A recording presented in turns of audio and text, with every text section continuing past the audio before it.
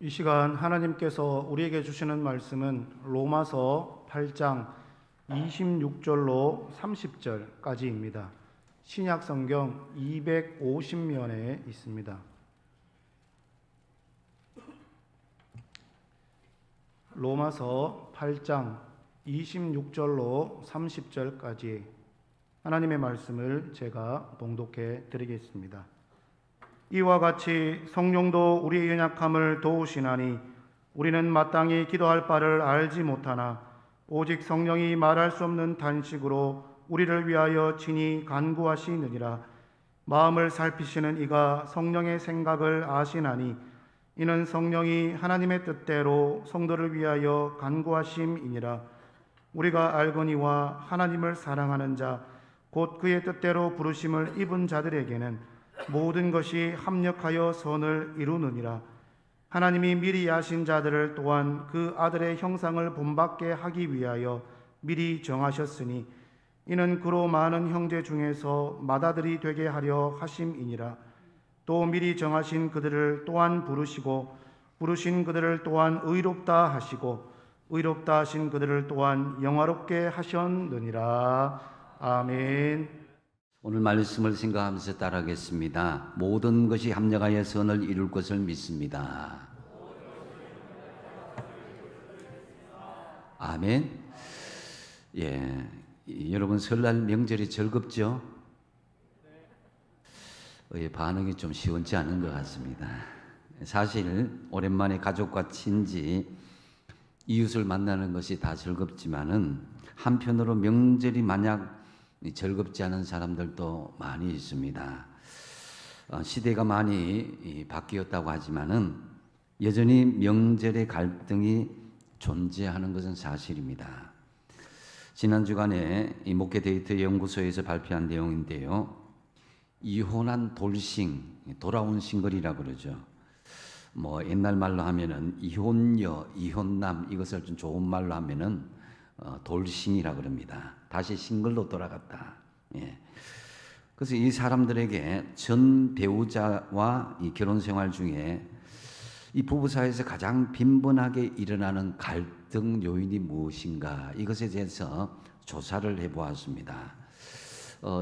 이 표 1번을 한번 보여주시면요, 이 가족 행사 중에 배우자와 갈등 요인이 나와 있는데 그 결과로 남녀 응답자 36% 공이 모두 명절을 가장 많이 꼽았다라는 것입니다.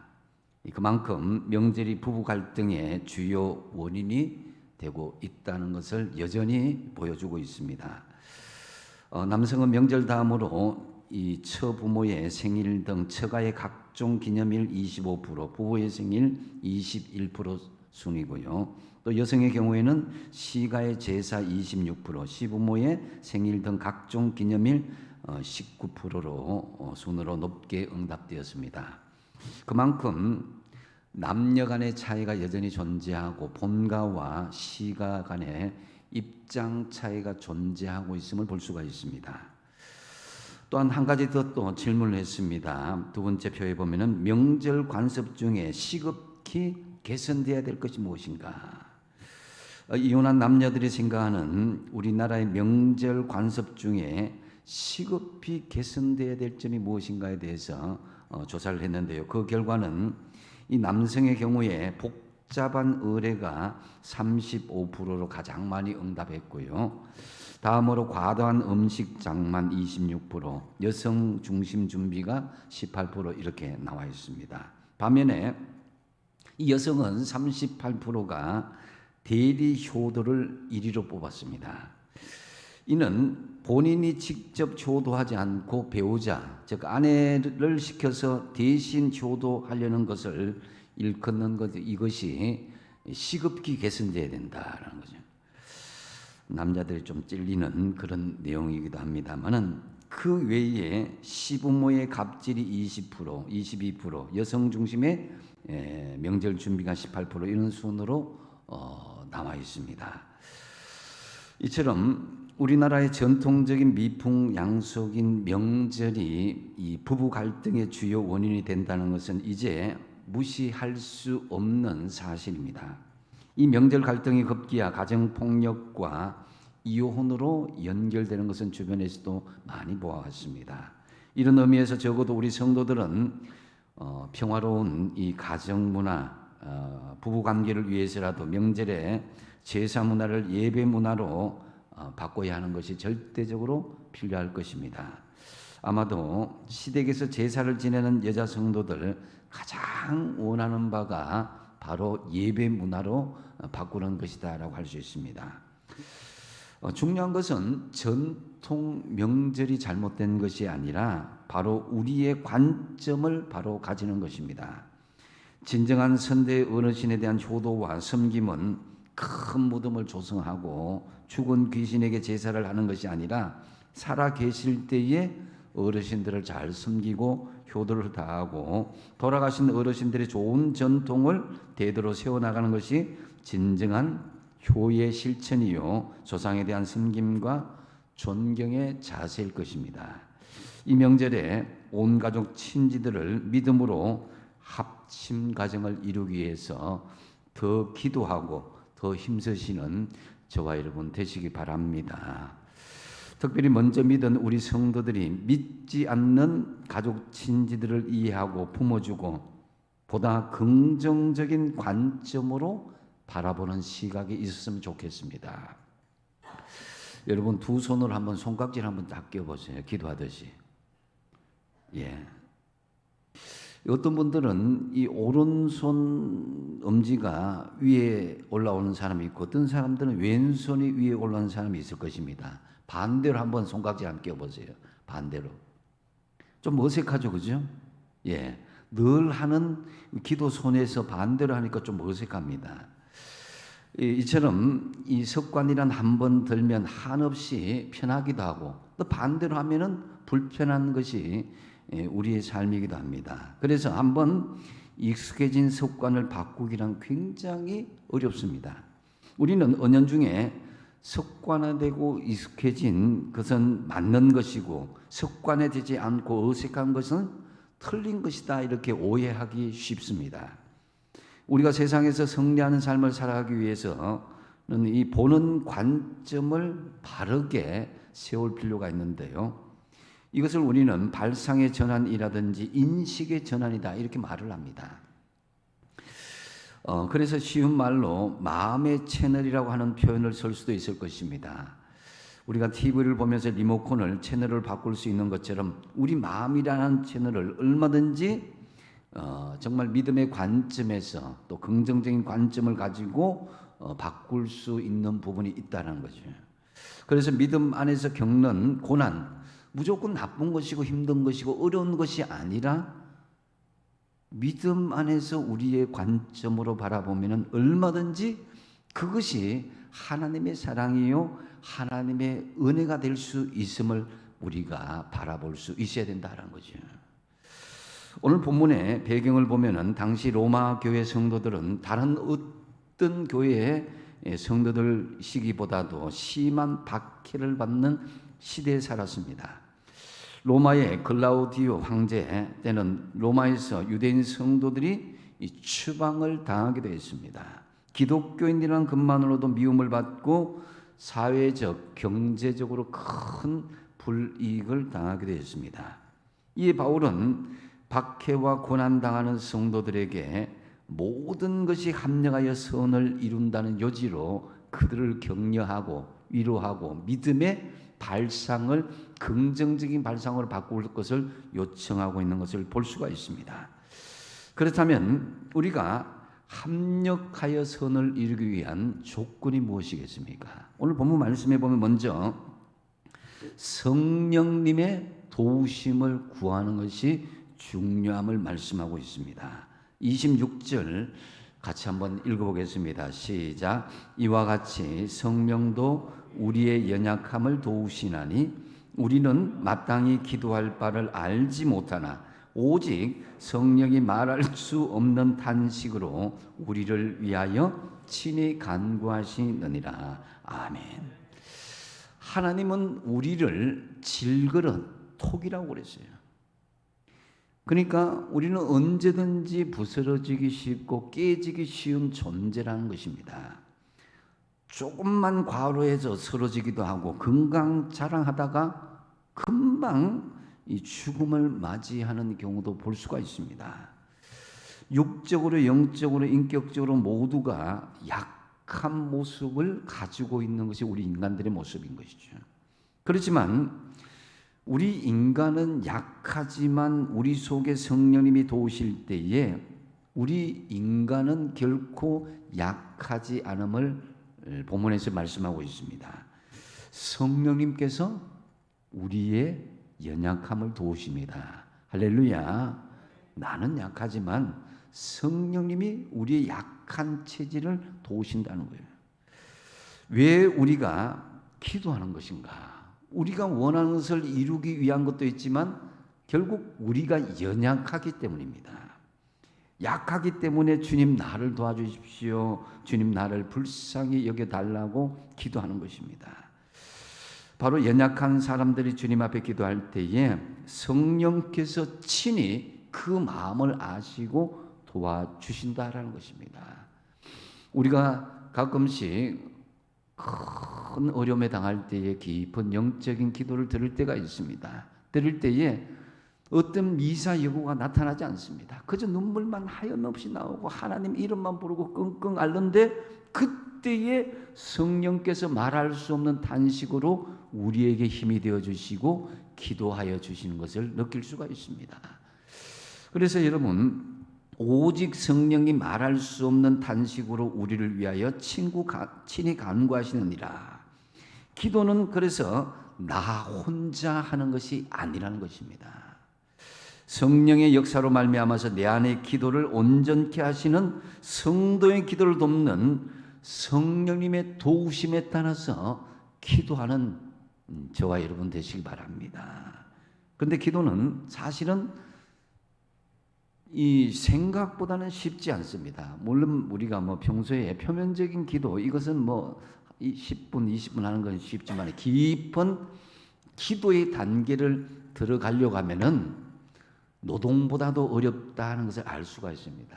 예수님께서 땀방울이 핏방울이 되도록 기도한 것처럼 어떤 때는 우리가 온 전신을 다해서 하나님 앞에 우리의 모든 것을 내어놓는, 물을 쏟아내듯이 내어놓는 그런 기도의 단계가 있다는 거죠. 그래서 예수님께서 제자들에게 산으로 가자 하면 산으로 데리고 가고, 그들도 따라왔고, 광야로 가자 하면 이 제자들 광야로 따라갔고, 또 바다로 가자 하면 그리로 제자들도 따라갔습니다. 그러나 겟세마네 동산에서 기도하자 그러니까 그 직계 제자들도 그 육신의 연약함을 이기지 못하고 잠을 자는 것을 볼 수가 있습니다.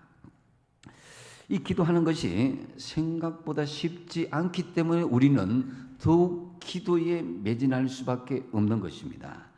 기도를 통하여서 하나님께서 우리에게 도와주시는 중요한 그런 영적인 통로입니다.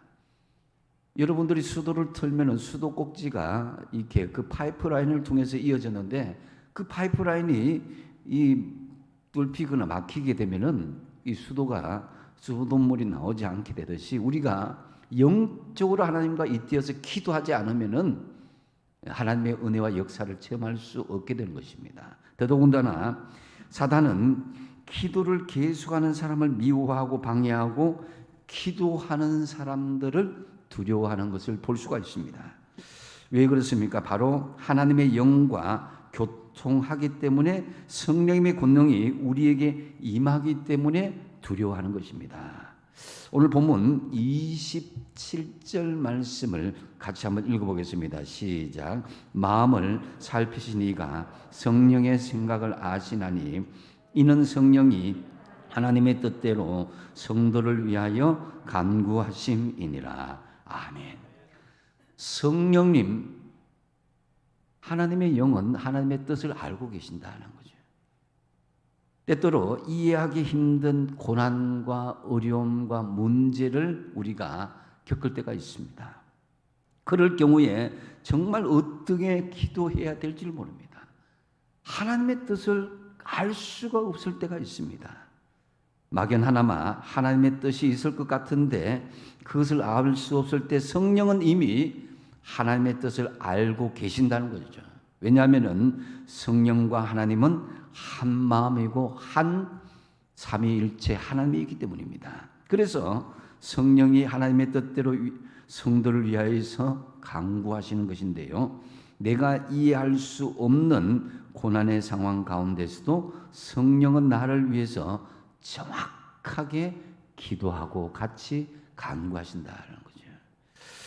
그래서 합력하여 선을 이루는 그것에 성령이 나의 기도에 동력할 때에 나의 욕심과 욕망과 생각과 이기심을 내려놓게 하시고 하나님의 뜻대로 인도해 주시고 하나님의 뜻대로 응답의 길로 나가게 한다는 거죠.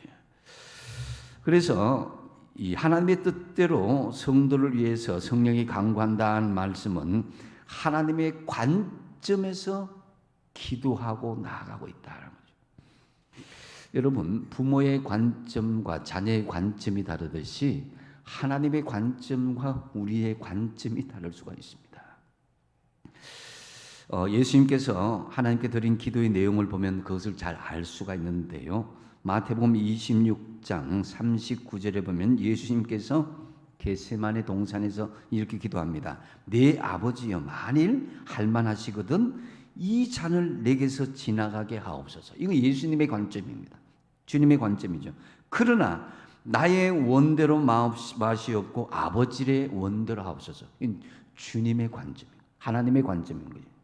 예수님의 관점과 하나님의 관점이 다른데 예수님께서는 우리에게 기도의 본을 알려주시기 위해서 정확하게 이 부분에 대해서 하나님의 뜻대로 간구하는 것을 볼 수가 있습니다. 또한 누가복음 23장 46절에도 보면 예수님께서 마지막 돌아가시기 전에 십자가 위에서 기도를 이렇게 하는 것을 볼 수가 있습니다. 아버지, 네 영혼을 아버지 손에 부탁하나이다.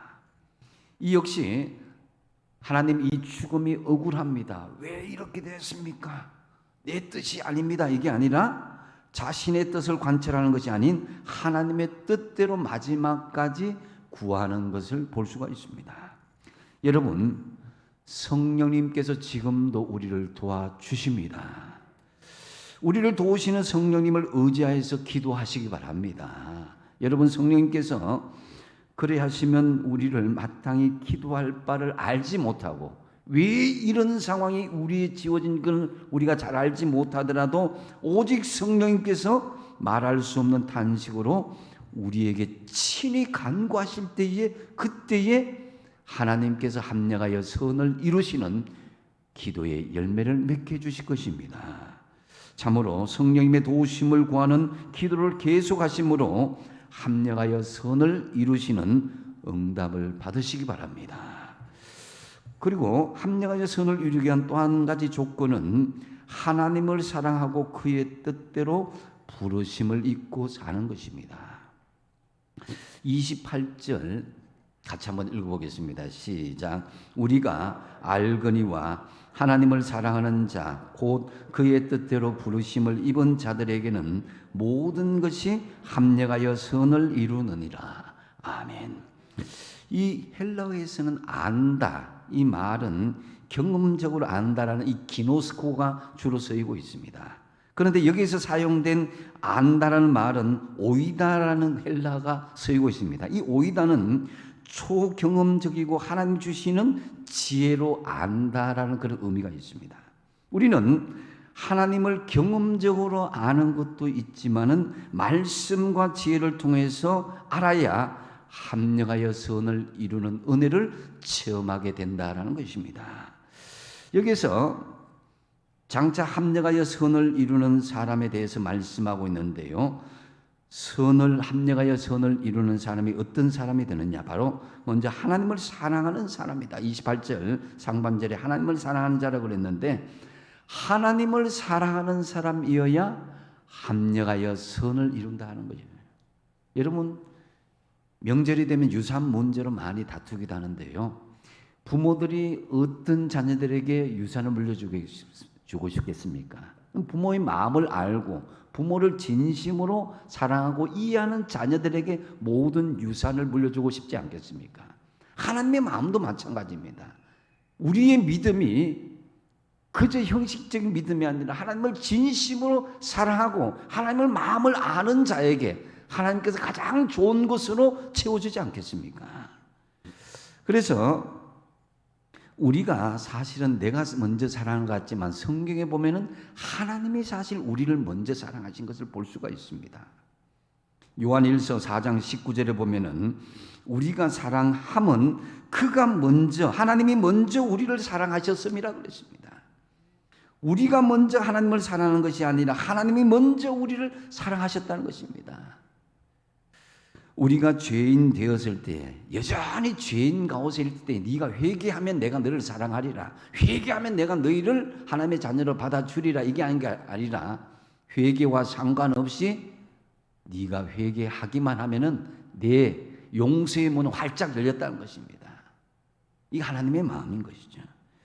우리를 사랑하시되 외아들 독생자 예수 그리스도를 십자가에 내어 주기까지 이미 선제적으로 우리를 사랑하신다라는 거죠.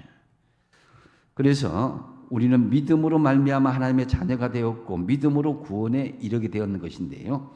하나님의 자녀가 되었으니 우리는 하나님을 사랑하는 자가 되는 것은 당연하다라는 것입니다. 즉 우리의 사랑은 하나님이 먼저 우리를 사랑하신 것에 대한 응답이다라는 거죠. 당연한 응답인 것입니다.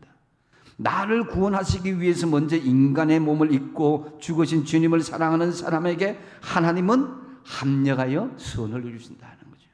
하나님께서는 사랑하는 자녀들이 실패하고 망하도록 내버려 두지 않습니다.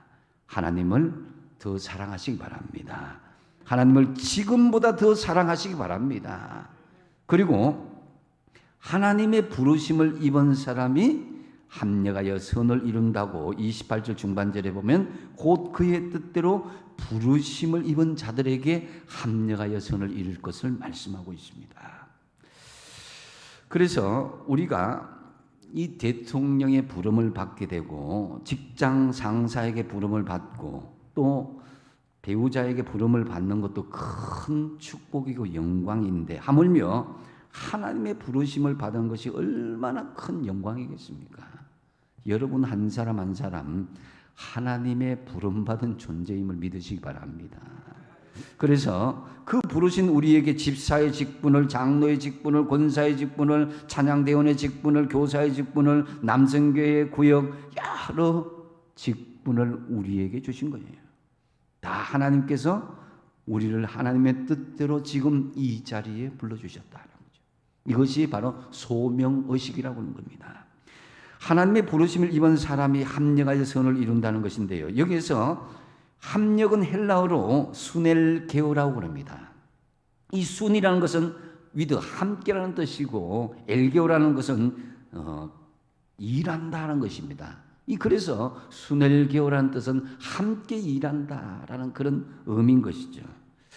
여기서 나온 이 헬라 원에서 나온 것이 바로 영어 시너지라는 이 단어인데요. 협력, 협동입니다. 이 시너지 효과란 말을 많이 들었을 것입니다. 서로가 다른 몇 개의 요소가 합쳐진 것, 이 개개의 요소로 흩어진 것보다도 더 많은 효과를 나타낸다는 것이죠. 우리가 매일 먹는 소금의 주 성분은 이 나트륨과 이 클로린이라는 하는 염소입니다. 그런데 이 두 가지 화학적인 요소가 분리되어지면은 생명도 빼앗을 수 있는 독소가 되고 마는 것입니다. 그 나트륨이나 염소는요, 이 방부제를 만들거나 소독약을 만들 때 원료가 되는 것이 바로 나트륨과 염소입니다. 그런데 이 두 가지 화학적인 요소가 합쳐지면 되게 되면 NaCl 해서 염화나트륨, 소금이 되는 거예요. 그래서 우리가 생명을 유지하는 데 없어서는 안 될 소금, 이것이 시너지 효과가 되는 것입니다. 우리가 알거니와에서 우리는 이 협력 또는 공동체를 의미하는 것이죠. 그런 의미에서 우리 성도들은 서로 분리된 독이 아니라 서로 있어야 될 소금이고 서로 하나가 될 때 엄청난 시너지 효과가 나타나는 것이다 라는 거죠. 합력하여 선을 이루시길 원하시는 여러분, 가정이 하나 되고 교회가 하나 되고 지역이 하나 되고 민족이 하나가 되어서 엄청난 시너지 효과, 합력하여 선을 이루는 역사를 이루시기 바랍니다. 그리고 합력하여 선을 이루기 위한 결정적인 조건 한 가지가 더 있습니다. 그것은 바로 하나님의 주권적인 약속이 있다는 것입니다. 30절 말씀을 한번 보시겠습니다. 30절 같이 읽겠습니다. 시작. 또 미리 정하신 그들을 또한 부르시고 부르신 그들을 또한 의롭다 하시고 의롭다 하신 그들을 또한 영화롭게 하셨느니라. 아멘. 이 말씀은 신학적으로 굉장히 중요한 말씀인데요. 이 구원의 서정이라 해서 구원받은 순서를 잘 나열하고 있습니다. 미리 정하심이라는 것은 구원의 예정이고, 부르심이라는 것은 소명이고, 또 의롭다 하신 것은 칭이고, 영화롭게 하시는 것은 영화의 순서로 잘 나열되어 있습니다. 미리 정하시고 이것은 예정하시고 우리를 선택하셨다는 것이죠. 이 자리에 앉아 계신 여러분들을 창세 전부터 미리 하시고 하나님께서 미리 선택하셔서 하나님의 자녀로 예정하셨다. 할렐루야. 이것이 미리 정하셨다는 거죠. 그 다음에 부르신다는 것은 예수 그리스도를 믿도록 이끌어 주시고 소명을 주신 것을 말합니다. 내가 믿으려고 해서 믿은 것이라기보다도 하나님께서 믿게 하시고 우리를 사명의 자리로 이끌어 주셨다는 거죠. 그리고 의롭다 하신다는 것은 예수 그리스도의 십자가의 보혈로 우리의 죄를 다 용서해 주셨다는 것이죠. 칭이 하나님께서 의롭다고 칭함을 주시는 것이죠. 그리고 영화롭게 하신다는 것은 주님의 형상을 본받는 것을 말합니다. 심판날에 우리가 완전 무결한 새 인격과 예수 그리스도를 닮은 새 사람으로 온전히 구원을 받는 하나님의 자녀로 영화롭게 된다라는 것을 말씀하고 있습니다. 그래서 이 말씀을 전체적으로 정리하면은 하나님이 예정하신 사람은 반드시 불러서 예수 믿게 하시고 의롭다 하시고 인치실 뿐만 아니라 끝까지 구원하여 주신다는 하나님의 주권적인 선포요 약속의 말씀인 것입니다. 은행이 보증해서 반드시 지불하는 것을 보증수표라고 이야기하죠. 하지만 은행이 망하면은 그 보증수표도 부도날 수 있습니다. 그런데 우리 성도들의 구원은 하나님이 보증하시며 성경이 보증하시는 것이기 때문에 절대적으로 안전한 것입니다. 그래서 우리는 하나님의 약속을 믿을 수 있고 성경의 약속을 믿는 것입니다. 결국 이런 하나님의 주권적인 약속 때문에 모든 것이 합력하여 선을 이루게 된다라는 말씀입니다. 이 말씀을 고백하고 믿는 성도들은 정말 행복한 성도들이요 축복입니다. 그런데 이 축복은 세상의 모든 사람들에게 주어진 것은 아니라고 말씀합니다. 29절 말씀을 같이 한번 읽어보겠습니다. 29절 시작. 하나님이 미리 아신 자들을 또한 그 아들의 형상을 본받게 하기 위하여 미리 정하셨으니 이는 그로 많은 형제 중에서 맏아들이 되게 하려 하심이니라. 아멘. 사람들은 이 땅에서 할 수만 있으면은 많은 것을 소유하고 여유 있고 넉넉하게 사는데 관심을 가지고 있습니다. 더 많이 가지고 더 많이 누리고. 그러나 성도들에게 있어서 최고의 선, 최고의 가치는 하나님의 아들, 즉 예수님의 형상을 본받는 것이다 라고 할 수 있습니다. 인격과 내면이 같이 변화되는 것이라는 거죠. 우리가 주님의 형상을 닮아갈 때 사람은 진정으로 가치 있는 존재요 존귀한 존재가 될 수 있다는 거죠. 그때 마음이 자유롭고 있든지 없든지 죽든지 살든지 그 안에 은혜와 자유가 있게 된다는 거죠. 하나님은 주님의 형상을 본받도록 하기 위해서 특별히 고난이라는 도구를 많이 사용하고 계신다는 것을 기억하십시오. 용광로와 같은 시련을 통해서 연단하여서 우리의 모든 인본주의적인 불순물을 빼시고 정결하고 겸손하게 우리를 재련하여 주시고 만들어 주신다는 것입니다. 이러한 과정을 거친 성도들에게 예수님의 인격이 자연스럽게 배어 나온다는 것입니다. 비싼 향수를 뿌리지 않아도 예수의 향기가 나고 비싼 옷을 입지 않아도 예수님을 닮는 것처럼 그 모습이 아름답게 되는 것입니다. 보고만 있어도 은혜가 되는 것입니다. 그리할 때에 예수님과 함께 하나님의 자녀로서 누리는 모든 영광과 특권에 동참하게 된다라는 것입니다. 참으로 우리의 구원을 예정하시고 우리를 부르시고 의롭다 하시고 영원하게 하시는 하나님의 주권적인 약속을 온전히 믿음으로 합력하여 선을 이루시는 저와 여러분 다 되시기 바랍니다. 이제 말씀을 맺습니다. 합력하여 선을 이루시는 하나님, 이 말씀은 공동 번역에 보면은 좋은 결과를 이루어 주시는 하나님으로 번역되고 있습니다. 그렇습니다. 하나님은 언제나 좋은 결과를, 가장 좋은 결과를 만들어 주시는 분이십니다. 물론 우리가 살아가는 삶의 현장은 지금도 여전히 전쟁터와 같고 많은 어려운 현실들이 놓여 있는 것이 사실입니다. 정말 어렵다고 모두 다가 아우성들입니다. 그러나 믿음은 이 어려운 중에서도 하나님을 바라보고 여유를 찾는 것입니다. 지금 내 뜻이 이루어지지 않고 있습니까? 그러나 하나님의 뜻이 이루어지는 것을 기뻐하고 즐거워하는 것이 진정한 믿음의 자유입니다. 믿음의 외형적인 증거는 삶의 여유가 있어야 됩니다. 이것은 낙관주의나 무사안일주의가 아닙니다. 주님이 하시면 모든 것을 다 하실 수 있는 분이라는 믿음을 말씀드린 것입니다. 잘 안 된다고 낙심하지도 마십시오. 지금 바로 이루어지지 않는다고 포기하지도 마십시오. 때로 주 안에서 안 되는 것도 은혜일 수가 있습니다. 주님은 합력하여 선을 이루시는 분이기 때문인 것입니다. 우리가 합력하여 선을 이루기 위한 조건들, 먼저 뭐라 그랬습니까? 누구의 도우심을 구하라? 성령님의 도우심을 구하라. 성령께서 우리를 도와주십니다. 우리를 도우시는 성령님을 의지해서 기도할 때에 합력하여 선을 이루어 주십니다. 또 두 번째 뭡니까? 하나님을 사랑하고 그의 뜻대로 부르심을 잊고 살라는 것입니다. 그러기 위해서 우리가 하나님을 사랑하는 사람이 되고 또 하나님의 부르심을 입은 사람임을 명심하십시오. 그리고 세 번째 뭡니까? 하나님의 주권적인 약속을 붙드십시오. 우리의 구원을 예정하시고 우리를 부르시고 의롭다 하시고 영화롭게 하시는 하나님의 주권적인 약속을 믿음으로 인정하시고 붙드십시오. 그리함으로 여러분의 삶들 가운데 모든 것이 합력하여 선을 이루는 역사가 여러분의 가정과 삶 속에 풍성하게 임재하시길 바랍니다. 기도하겠습니다.